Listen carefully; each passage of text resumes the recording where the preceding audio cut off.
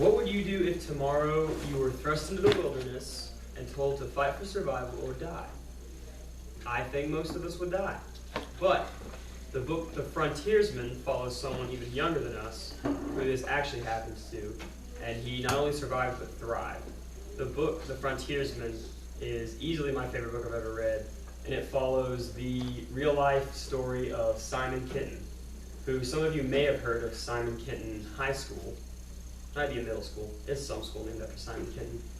But it's because Simon Kenton was one of the ones who first settled Kentucky along with Daniel Boone.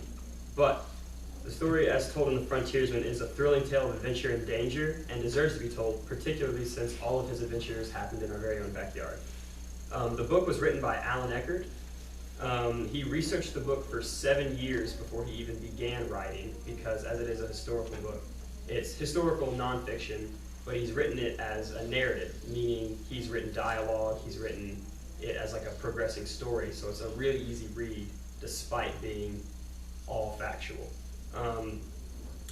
The book even has a map in the beginning and maps dispersed throughout at different chapters, so you can see exactly where it's taking place, and most of the places will be familiar to us. There's an index in the back of the book that will say this site where Simon Kenton fought 30 Native Americans is now a Walmart off I-75. I'm going to give a little bit of the summary without spoilers, but Simon Kenton is probably my favorite historical figure.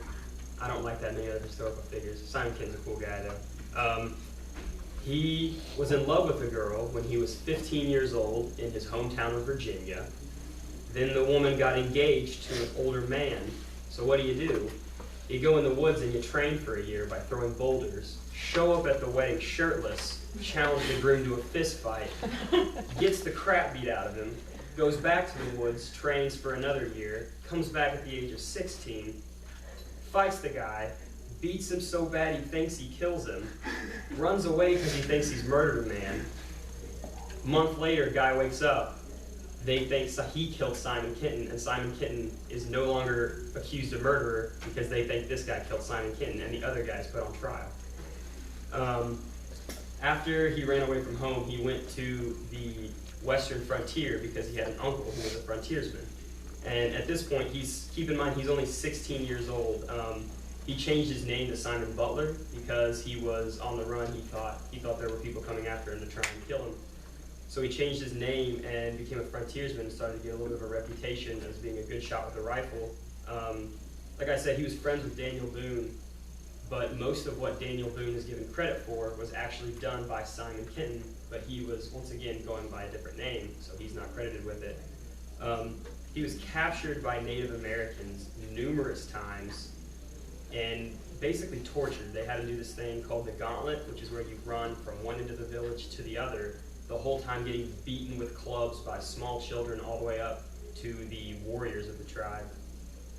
They paraded him around to different villages as like a show of, this is the guy that we've all been trying to kill, we got him, and now we're going to mess with him. But then he survived it so many times, they just said, you can go. We can't kill you, I guess you're cool. So they let him leave.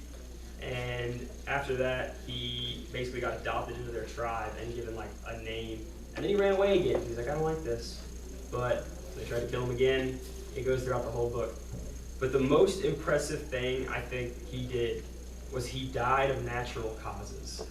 Considering how many people tried to kill him and the environment he lived in, to die of old age amazes me.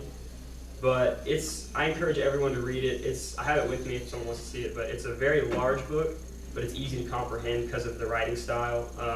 And it may seem intimidating, but I promise you that it's not one you will regret picking up.